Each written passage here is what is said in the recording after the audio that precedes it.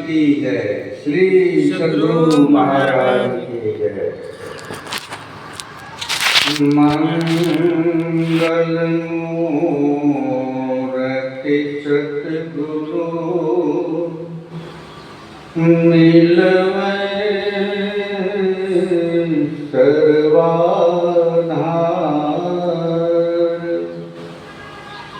मंगलमय मंगल करण विनवो बारंबार।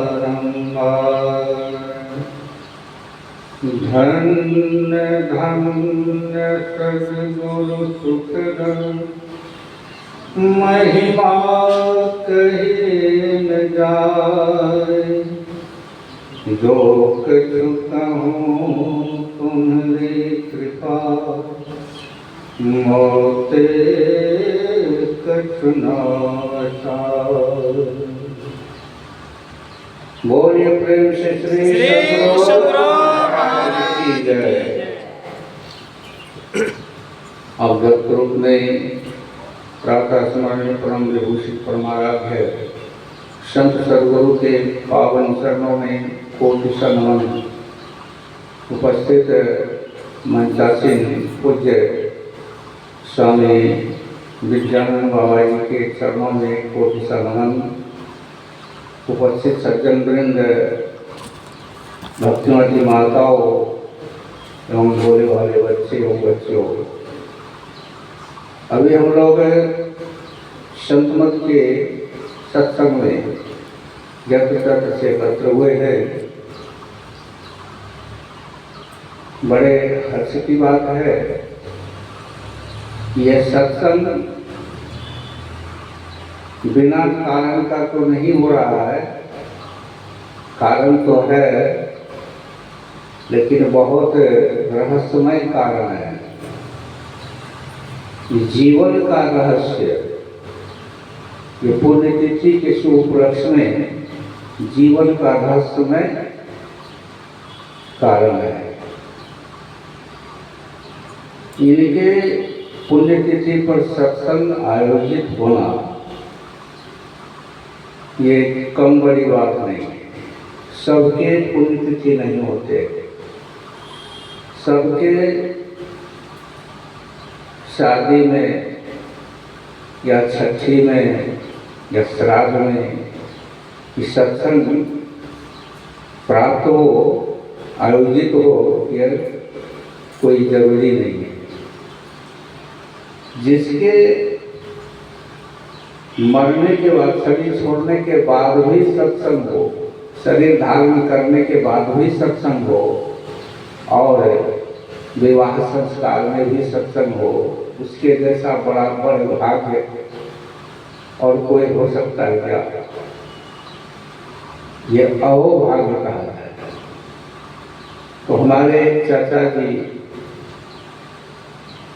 स्वर्गीय नागेश्वर बाबू, इनका जो सत्संग से लगाव था, जो वास्तविकता थी, सत्संग के साथ जो लगाव होना चाहिए लोगों का, ये मनुष्य शरीरधारी जितने भी हैं, उनको जो सत्संग से लगाव होना चाहिए था, वो वास्तविक उनमें था। उनके अंदर में सत्संग से बढ़ के कुछ था ही नहीं। अगर कुछ भी हो रहा है, शादी हो, विवाह हो, या कोई उपलक्ष्य दूसरा कुछ भी हो रहा हो, अगर सत्संग बगल में होता था तो सब चीज छोड़कर वो सत्संग में जाते थे। उनकी लगनशीलता जो है सत्संग में बहुत तीव्र थी, और हमको वो हमेशा साथ रखते थे। जहाँ भी कहीं जाए वो जिद करके हमको डांट के, फटकार के, जैसे भी हमको साथ में ले जाते थे कि चलो हम सत्संग में जाना है, छोड़ दो काम, बाद में हो, चलो सत्संग में, हमको जाना पड़ता था। क्योंकि वो हमारे जो है, हम उनके बहुत प्रिय थे।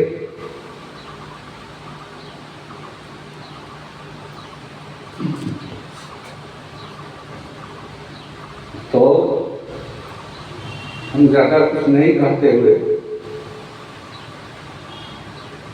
एक छोटा सा प्रसंग करता हूँ।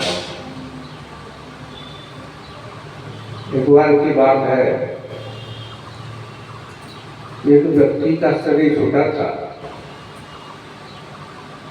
और उसको लेकर सब लोग श्मशान की ओर जा रहे थे।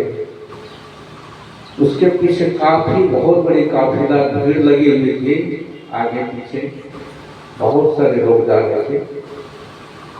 जो अद्वितीय था उस समाज के लिए, उतने लोग किसी में नहीं गए थे, लेकिन उस व्यक्ति के शरीर छोड़ने पर उसके कठियारी रूप में बहुत सारे लोग जा रहे थे। तो एक पढ़े लिखे व्यक्ति रास्ते पर खड़े होकर के देख रहे थे और आश्चर्य भाव से देख रहे थे और सोच रहे थे कि आखिर ये कौन कैसा व्यक्ति थे, कैसा महान व्यक्ति है जो इसके कठियारी में इतना लोग तो कभी नहीं देखे थे, इसमें इतने लोग जा रहे हैं, लगता है कोई महान व्यक्ति है। पूछना चाहिए इसको स्वर्ग मिला कि नरक। इतने में जो है एक महात्मा जी रंगे में वस्त्र पहने हुए लाल वस्त्र में आ रहे थे। प्रणाम महात्मा जी। बोला हाँ बोलो क्या करते हैं।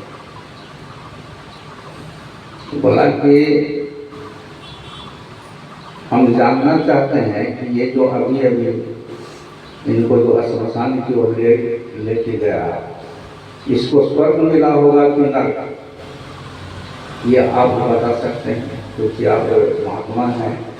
महात्मा को बहुत सारी बातों की जानकारी रखते हैं, शास्त्र का ज्ञान होता है उनके पास। बोला ठीक है, शास्त्रों का ज्ञान तो है, लेकिन ये जो तुम्हारा प्रश्न है ये बड़ा अचंभित अटपटा प्रश्न है। ये कोई देखा है कि किसको स्वर्ग मिला किसको नरक मिला? बोला देखा नहीं है, लेकिन अनुभव तो कर सकते हैं। आप महात्मा जी हैं, आप प्रवचन करते हैं, सत्संग करते हैं, शास्त्र का अध्ययन करते हैं, आपको तो मालूम होना चाहिए। ये दोनों में थोड़ा वार्तावार्ती हो ही रहे थे कि एक महिला जिसको लोग उस क्षेत्र के लोग बेश्या करते थे, दूषित औरत समझते थे लोग उसको, वो आ रही थी तो पूछ दी कि क्या बात है महात्मा जी, आप दोनों में बहुत देखसी तरफ कर रहे हैं। बोला देखो ये हमसे पूछ रहा है कि ये जो जिसको ले गया इसको स्वर्ग मिला कि नरक मिला, कि हम कैसे बता देंगे, हम क्या देखने गए? तो बेसिया कहती है ये तो माइनर बात है, छोटी सी मामूली बात है, ये तो हम बता देंगे। बोला आप तुम बता दोगे? हम महात्मा होकर नहीं बता पा रहे, तुम कैसे बता देंगे? बोला आप हमको आधा घंटा समय दीजिए, हम आधा घंटा में बता देंगे। बोला तुमको 1 घंटा समय दिए, हम लोग यहाँ बैठते हैं, तुम जब तक आएगी नहीं तब तक हम लोग जाएंगे नहीं, तुम बताओ। तो दौड़ के गई, उस झुंड में घुस गई और जाकर के पूछने लगी सबसे एक एक करके कि ये आदमी जो मरे हैं, इसका शरीर छोटा है, कैसा आदमी था? तो जो भी आदमी को पूछे वो आदमी जो है उनकी प्रशंसा करते हुए रोने लगे। बहुत अच्छे लोग थे, हम लोग को तन से, मन से, धन से, बुद्धि से, दिमाग से, हर तरह से हम लोग को मदद करते थे, कि हम लोग का मसीहा थे। आज बस शरीर छोड़ के चले गए, हम लोग अनाथ हो गए। बोलते बोलते रोने लगे। इस प्रकार से 7, 8, 10 आदमी को पूछ दी, सब वही बात बोलते और रोने लगे। वो दौड़ करके वहां से आई और महात्मा जी को कहती है पता चल गया। महात्मा जी बोला क्या पता चला?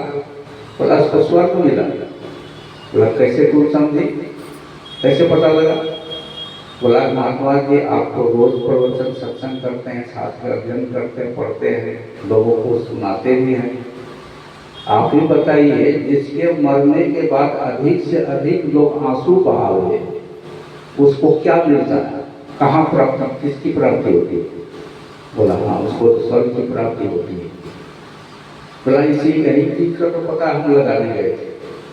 हम जिसको जिसको पूछे प्रशंसा करे और रोने लगे, प्रशंसा करे और रोने लगे। तो इससे हम कहीं सुने थे, आपके महात्मा से प्रवचन में हम सुने थे कि जिसके मरने के बाद अधिक से अधिक लोग आंसू बहाते हों, ऐसे लोगों को सीधे स्वर्ग मिलता है। तो यही पता हमको लगा, हम आज आपको कहें, बताइए स्वर्ग मिला कि नहीं? आप उसका निर्णय कीजिए। महात्मा जी बोला धन्य हो बेटी तुम, आज हमारे आँख की पट्टी तुम खोल दी। वास्तविक बात है, जिसके शरीर छोड़ने पर अधिक से लोग प्रशंसा करे उनको स्वर्ग मिलता ही है। जिसके मरने के बाद लोग कहे कि भले हुआ, ये चला गया इस संसार से, अच्छा हुआ, बहुत खराब आदमी था। जिसकी निंदा हो समझिए उसको सीधा नर्क मिला।